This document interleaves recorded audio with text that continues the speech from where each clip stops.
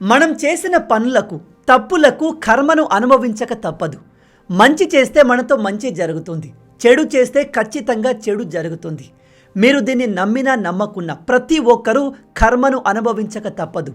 ఈ మాట ఎందుకు చెప్తున్నాను అంటే టీఎంసీ మమతా బెనర్జీ పవర్లో ఉన్నప్పుడు ఆమె మేనలుడైన ఈ అభిషేక్ బెనర్జీ చేసిన పనులు, మాట్లాడిన మాటలు మామూలుగా లేవు. ఇతని పైన అనేక క్రిమినల్ అలిగేషన్స్ కూడా ఉన్నాయి. విషయం ఏమిటంటే రీసెంట్గా ఇతను పబ్లిక్లోకి వచ్చాడు.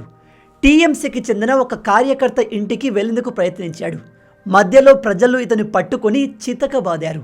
ఇతని చుట్టూ టీఎంసీ కార్యకర్తలు, సెక్యూరిటీ ఉన్నప్పటికీ ప్రజలు వాళ్ళను దాటి ఇతన్ని పట్టుకొని కింద పడేసి కాళ్ళతో తన్నారు, గుడ్లతో కొట్టారు, కొందరు రాళ్లతో కొట్టారు.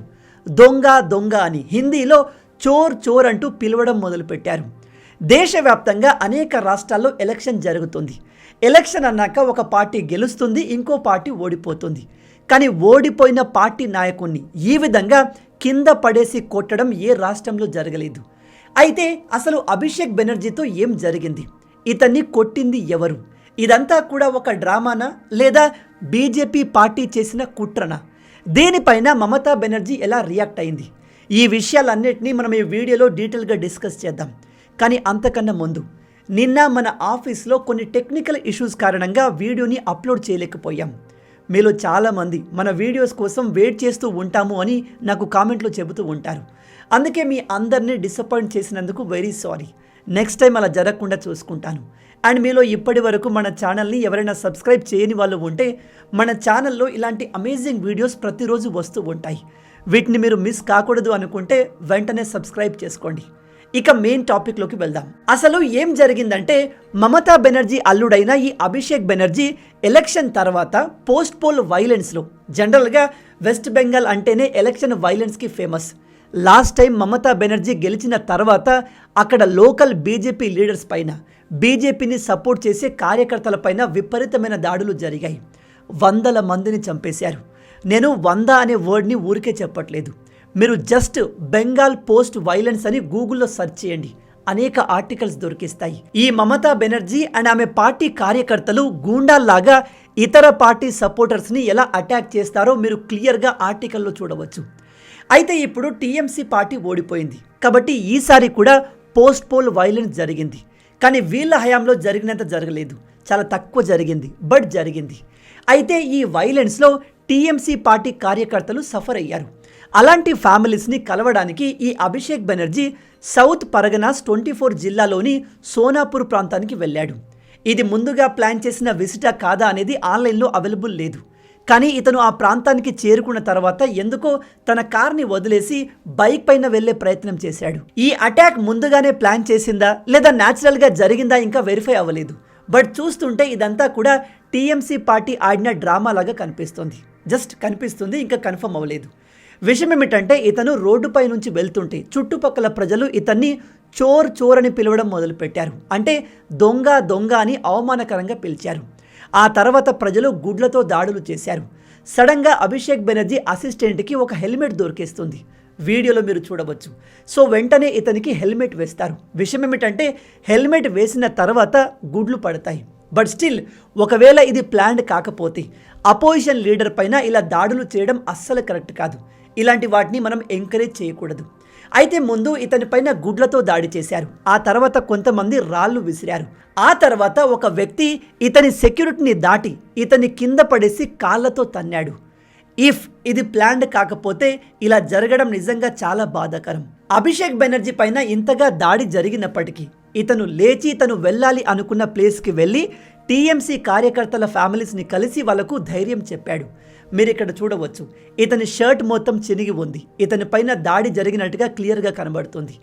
ఈ మొత్తం ఇన్సిడెంట్ తర్వాత ఇతన్ని హాస్పిటల్కి తీసుకెళ్లారు. విషయం ఏమిటంటే మీరు ఈ దాడి జరిగిన వీడియోస్ చూస్తే అక్కడ అంత సివియర్గా అటాక్ ఏమీ జరిగినట్టు కనిపించట్లేదు. ఆ విషయం క్లియర్గా అర్థమవుతుంది. బట్ ఇక్కడే అసలైన డ్రామా మొదలైంది. ఇతన్ని ముందుగా దగ్గరలో ఉన్న అపోలో హాస్పిటల్కి తీసుకెళ్లారు. హాస్పిటల్లోని డాక్టర్లు ఇతన్ని క్లియర్గా చూసి పెద్దగా దెబ్బలేమీ తగల్లేవు, చిన్న బ్రూజెస్ అంటే చెస్ట్ పైన లైట్గా గీరినట్టుగా ఉంది, దీనికి హాస్పిటల్లో అడ్మిషన్ చేయాల్సిన అవసరం లేదు అని చెప్పారు. ఇక్కడే మమతా బెనర్జీ ఎంటర్ అయింది. డాక్టర్లు ఇతన్ని అడ్మిట్ చేయాల్సిన అవసరం లేదు అనడంతో ఈమెకు విపరీతమైన కోపం వచ్చింది. బహుశా ఈమె డ్రామా క్రియేట్ చేయాలి అనుకుంది కావచ్చు. అంటే జనాల సింపతి కావాలంటే ఏదో ఒకటి చేయాలి కదా. నేను ఈ మాట ఎందుకు చెప్తున్నాను అంటే, డాక్టర్లే అడ్మిట్ చేయాల్సిన అవసరం లేదు అని చెప్తున్నప్పుడు మనం ఎందుకు వాళ్ళను పుష్ చేస్తాము? సో ఈమె అపోలో హాస్పిటల్ డాక్టర్లతో గొడవపడి అతన్ని వేరే హాస్పిటల్కి తీసుకెళ్ళింది. అక్కడ కూడా డాక్టర్లు ఇతన్ని క్లియర్గా టెస్ట్ చేశారు. ఎటువంటి మేజర్ ఇంజురీ లేదు, కేవలం చెస్ట్ పైన చిన్న చిన్న బ్రూజెస్ మాత్రమే ఉన్నాయి. పెద్దగా ఫిజికల్ ఇంజురీ ఏమీ లేదు. కాబట్టి వాళ్ళు కూడా అడ్మిషన్ చేయాల్సిన అవసరం లేదు, మీరు ఇంటికి వెళ్ళిపోవచ్చు, కొన్ని మెడిసిన్స్ ఉన్నాయి అవి వేసుకుంటే సరిపోతుంది అని క్లియర్గా చెప్పారు. అపోలో వాళ్ళు కూడా సేమ్ ఇదే చెప్పారు. కానీ ఇతన్ని హాస్పిటల్లో మీడియా ముందు చూపించిన విధానం మాత్రం కంప్లీట్ డిఫరెంట్గా ఉంది. మమతా బెనర్జీ మీడియా ముందుకు వచ్చి ఏం చెప్పిందో తెలుసా? బాడీలో రక్తం గడ్డ కట్టుకుపోయింది, డాక్టర్లు 3D సిటీ స్కాన్ చేశారు, అల్ట్రాసౌండ్ చేశారు, బాడీ మొత్తం స్కాన్ చేశారు అని ఏదో సివియర్గా దాడి జరిగినట్టుగా ప్రజల సింపతి కోసం ట్రై చేసినట్టుగా అనిపించింది. చలో మీ దగ్గర డబ్బులు ఉన్నాయి కాబట్టి అన్ని టెస్టులు చేయించుకున్నారు, దట్ ఈస్ ఫైన్. కానీ చివరికి ఎటువంటి ఇబ్బంది లేదు అని తిరిగి డాక్టర్లు ఇంటికి పంపించేశారు కదా. మమతా బెనర్జీ అక్కడితో ఆగకుండా ఇంకా కొత్త డ్రామా క్రియేట్ చేసే ప్రయత్నం చేసింది. ఈమె చెబుతుంది హాస్పిటల్లోని డాక్టర్స్ని కూడా బీజేపీ లీడర్లు ఫోన్ చేసి బెదిరిస్తున్నారు, అలాగే సీనియర్ పోలీస్ ఆఫీసర్లు కూడా హాస్పిటల్ డాక్టర్స్ని బెదిరిస్తున్నారు అని చెప్తుంది. మరి ఇది ఎంతవరకు నిజం అనేది ఆమెకి తెలియాలి. అలాగే ఒకవేళ ఈ ఇన్సిడెంట్ జరిగినప్పుడు అభిషేక్ బెనర్జీ హెల్మెట్ వేయకపోతే ఇతని ప్రాణం పోయేది అని చెప్తుంది. ఇది చూస్తుంటే కొద్ది వరకు నిజమే అనిపిస్తుంది, బట్ మరీ అంత సీన్ అయితే అక్కడ జరగలేదు. మళ్ళీ చెప్తున్నాను, అటాక్ని అందరూ కండెమ్ చేయాలి, ఇలాంటి వాటిని ఎంకరేజ్ చేయకూడదు. అపోజిషన్ లీడర్స్ పైన దాడి జరగడం నిజంగా బాధాకరం. రాజకీయ నాయకుల పైన, లీడర్స్ పైన ఇలాంటి దాడులు చేయడం అస్సలు కరెక్ట్ కాదు. కానీ ఈ అపోజిషన్ పార్టీకి స్టఫ్ కావాలి, ప్రజల్ని మభ్యపెట్టడం, ప్రజల దగ్గర సింపతి గెయిన్ చేయడం, సింపతి కుదరకపోతే బెదిరించడం చేస్తారు. సో ఈ కేసులో సింపతి కావాలి కాబట్టి మమతా బెనర్జీ అనేక రకాలుగా ఆ ప్రయత్నం చేస్తూనే ఉంది. ఇక ఇతర అపోజిషన్ పార్టీ లీడర్లు దీనిపైన ఎలా రియాక్ట్ అయ్యారు అంటే, సమాజ్వాదీ పార్టీకి చెందిన అఖిలేష్ యాదవ్ చెప్తాడు, బెంగాల్లో పొలిటికల్ హేట్రెడ్ బాగా పెరిగిపోయింది అని. పొలిటికల్ హేట్రెడ్ బెంగాల్లో ముందు నుంచే ఉంది, కానీ ఈ విషయం ఇతనికి మమతా బెనర్జీ పవర్లో ఉన్నప్పుడు ఎందుకు గుర్తుకు రాలేదు? మమతా బెనర్జీ బీజేపీ కార్యకర్తల్ని, బీజేపీ లీడర్స్ని టార్గెట్ చేసి చంపుతున్నప్పుడు ఇతను ఈ విధంగా బయటకు వచ్చి ఎందుకు మాట్లాడలేదు? Number 2, Aam Aadmi party. ఈ పార్టీ చెబుతుంది అభిషేక్ బెనర్జీని చంపడానికే ఈ అటాక్ చేశారు. వెస్ట్ బెంగాల్లో బీజేపీ వచ్చిన తర్వాత లా అండ్ ఆర్డర్ లేకుండా పోయింది అని చెప్తున్నారు. ఈ పార్టీలోని అతిపెద్ద లీడరే లిక్కర్ స్కామ్లో దొరికి జైలు పాలయ్యాడు. అండ్ ఇప్పటికీ ఇతను నిర్దోషి అని ప్రూవ్ కాలేదు. మీలో చాలామంది ఇతన్ని కోర్టు నిర్దోషి అని వదిలేసింది అనుకుంటారు, కానీ ఇతన్ని కోర్టు నిర్దోషి అని వదలలేదు, సరిపడ ఎవిడెన్స్ లేదని వదిలేసింది. అండ్ దానికి కావాల్సిన ఎవిడెన్స్ని గ్యాదర్ చేయడం కోసం పోలీసులు ఇప్పటికీ పనిచేస్తున్నారు. ఇప్పుడు కాకపోతే ఇతను భవిష్యత్తులో మళ్ళీ జైలుకు వెళ్ళక తప్పదు. ఆ తర్వాత రాహుల్ గాంధీ, ఇతను ఏం మాట్లాడతాడో ఇతనికి అర్థం కాదు. ఇతను చెప్తున్నాడు వెస్ట్ బెంగాల్లో రివెంజ్ పాలిటిక్స్ జరుగుతున్నాయి అని. నిజమే, ఎప్పటి నుంచో రివెంజ్ పాలిటిక్స్ జరుగుతున్నాయి. మమతా బెనర్జీ ఇన్ని రోజులు చేసింది అదే కదా. బట్ మళ్ళీ చెప్తున్నాను, అటాక్ని సమర్థించకూడదు. ఇలా అటాక్ చేయడం కంప్లీట్గా రాంగ్. ఇక బెంగాల్లోని బీజేపీ పార్టీ ఎలా రియాక్ట్ అయింది అనే విషయానికి వస్తే, ముందుగా వాళ్ళు ఈ అటాక్ని కండెమ్ చేశారు. ఇలా జరగడం దురదృష్టకరం, ఇలాంటివి జరగకూడదు అని చెప్పారు. ఆ తర్వాత ఈ ఇన్సిడెంట్లో బీజేపీ పార్టీకి చెందిన ఏ కార్యకర్త ఇన్వాల్వ్ కాలేదు, దీనికి బీజేపీ పార్టీకి ఎటువంటి సంబంధం లేదు అని చెప్పారు. బహుశా ఇది లోకల్ ప్రజల్లో ఉన్న కోపం కావచ్చు. ఇన్ని రోజులు వాళ్ళు ఈ మమతా బెనర్జీ పార్టీ అండర్లో టార్చర్ని అనుభవించారు, అందుకే కోపంతో ఈ దాడి చేశారు అని చెప్తున్నారు. అభిషేక్ బెనర్జీ పైన ఈ విధంగా దాడి జరగడం అస్సలు కరెక్ట్ కాదు. కానీ వీళ్ళు పవర్లో ఉన్నప్పుడు వీళ్ళు చేసిన పనులు, క్రిమినల్ యాక్టివిటీస్ మామూలుగా లేవు. జస్ట్ ఎలక్షన్ జరిగే ముందు ఈ అభిషేక్ బెనర్జీ ఎలక్షన్ క్యాంపెయిన్లో ఏ విధంగా మాట్లాడాడో తెలుసా? ఇతను చెప్తాడు, ఎలక్షన్ రిజల్ట్స్ వచ్చే మే 4వ తేదీ 12 గంటల తర్వాత టీఎంసీ పార్టీకి ఓటు వేయని వాళ్ళను ఎవడు వచ్చి కాపాడతాడు, ఢిల్లీ నుంచి ఎవడు వచ్చి మిమ్మల్ని కాపాడతాడో నేను చూస్తాను అని చెప్తున్నాడు. ఒకసారి ఈ వీడియో క్లిప్ చూడండి. 7 তারিখে তৃণমূল আরামবাগ জিতুক বা হারুক, আমরা গতবারও আরামবাগ হেরেছিলাম, গোঘাট হেরেছিলাম, খানাকুল হেরেছিলাম, পুরসুরা হেরেছিলাম, কিন্তু উদারতা পার পেয়ে গেছিলে। এবার আমি নিজে দায়িত্বে থাকব।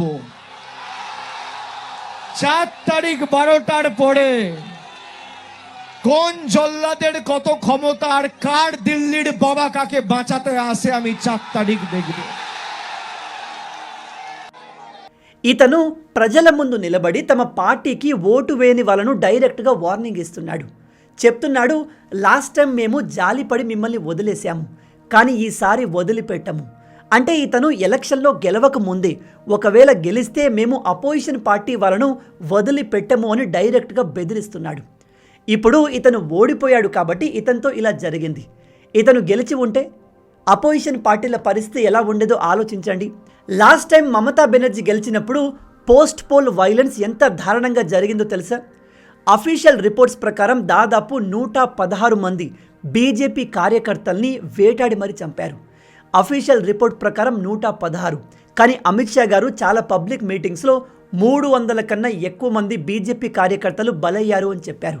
మీరు నమ్మరు, లాస్ట్ టైం జరిగిన వైలెన్స్ చూసి మొత్తం ఇండియానే షాక్ అయింది. స్వయంగా కలకత్తా హైకోర్టే అసలు రాష్ట్రంలో ఏం జరుగుతుంది అని ఆశ్చర్యపోయింది. మహిళల్ని ఇంట్లో నుంచి ఎత్తుకెళ్ళి మరి టీఎంసీ ఆఫీసులో రేప్ చేసేవారు. ప్రజల్ని వేటాడి చంపారు, ఇళ్లను తగలబెట్టారు. హిందువులు కొన్ని ఏరియాస్లో, అంటే ముస్లిం మెజారిటీ ఉన్న ఏరియాస్లో ఇళ్ల నుంచి పారిపోవాల్సి వచ్చింది. ఇలాంటివి మమతా బెనర్జీ అండర్లో జరిగినప్పుడు అపోజిషన్ పార్టీ వాళ్ళు అసలు ఏమాత్రం మాట్లాడలేదు. ఇప్పుడు రియాక్ట్ అవుతున్న ఈ రాహుల్ గాంధీ, అఖిలేష్ యాదవ్, ఆమ్ ఆద్మీ పార్టీ నోరు మూసుకొని కూర్చున్నాయి. కానీ ఇప్పుడు మాత్రం గొంతు చించుకొని అరుస్తున్నారు. వెస్ట్ బెంగాల్లో లా అండ్ ఆర్డర్ లేదు, రివెంజ్ పాలిటిక్స్ జరుగుతున్నాయని చెప్తున్నారు. ఈ విధంగా అపోజిషన్ పార్టీ లీడర్స్ పైన దాడులు జరగడం అస్సలు కరెక్ట్ కాదు. దీన్ని మనందరం ఖండించాలి. కానీ ఇంతకుముందు మమతా బెనర్జీ హయాంలో ఇలా జరుగుతున్నప్పుడు మీ నోర్లు ఏమైపోయాయి? అప్పుడు ఎందుకు మాట్లాడలేదు? ఇప్పుడు అభిషేక్ బెనర్జీ మీడియా ముందుకు వచ్చి నన్ను బీజేపీ టార్గెట్ చేసింది అని ఏడుస్తున్నాడు. కానీ వీడే ఎలక్షన్ ముందు ఏం చెప్పాడో తెలుసా? డైరెక్ట్గా మన హోమ్ మినిస్టర్ అమిత్ షా గారిని ఛాలెంజ్ చేస్తూ, నీకు దమ్ముంటే మే 4న రిజల్ట్స్ వచ్చిన తర్వాత కూడా వెస్ట్ బెంగాల్లో ఉండి చూపించు అన్నాడు. అంటే నువ్వు దేశ హోమ్ మినిస్టర్ని ఇలా బెదిరిస్తున్నావు అంటే రాష్ట్రంలో ఉన్న మిగతా అపోజిషన్ లీడర్స్, కార్యకర్తల్ని ఏం చేసి ఉంటావు? ఈసారి ఓడిపోయావు కాబట్టి నీ పైన దాడి జరిగింది. కానీ లాస్ట్ టైం గెలిచినప్పుడు నువ్వు ఏ విధంగా బిహేవ్ చేసి ఉంటావు? Last time post poll violence చూస్తే నిజం చెప్తున్నాను, మీరు షాక్ అవుతారు. టైం ఉంటే గూగుల్లో సెర్చ్ చేసి చూడండి. బెంగాల్లో ఇంత వైలెన్స్ జరిగిందా? మమతా బెనర్జీ అండర్లో హిందువుల పరిస్థితి ఇంత దారుణంగా ఉందా అని ఆశ్చర్యపోతారు. ఒక బీజేపీ లీడర్ని చెట్టుకు వేలాడదీసి చంపేశారు, ఇంకో వ్యక్తి గొంతు కోసేశారు, ఇంకో వ్యక్తిని కాల్ చేశారు. అంతెందుకు, జస్ట్ మొన్న బీజేపీ గెలిచిన తర్వాత కూడా సువేందు అధికారి, ఇప్పుడు వెస్ట్ బెంగాల్ ముఖ్యమంత్రి పిఏని 6 బయట పబ్లిక్గా చంపేశారు. ఓవరాల్గా ప్రజల్లో ఈ టీఎంసీ పార్టీ పట్ల మమతా బెనర్జీ అండ్ ఈ క్రిమినల్ బ్యాక్గ్రౌండ్ కలిగిన అభిషేక్ బెనర్జీ పట్ల కోపం ఉంది. అదే ఈ విధంగా వైలెన్స్గా మారింది. ఇలాంటివి జరగకూడదు. స్టేట్ గవర్నమెంట్ ఇతనికి ప్రొటెక్షన్ కల్పించాలి.